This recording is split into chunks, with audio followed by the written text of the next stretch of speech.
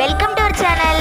இன்னைக்கு நம்ம என்ன பார்க்க போறோம்னா ஒரு சிம்பிளான starters recipe cheese stuffed mushroom பார்க்கலாமா?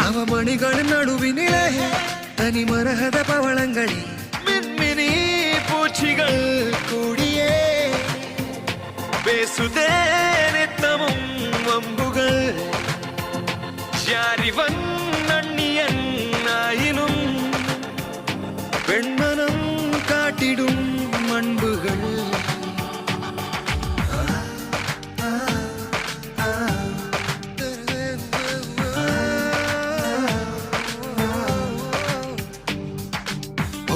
சுனந்தா சுனந்தா ஒரே சுகமாய் நடந்தா.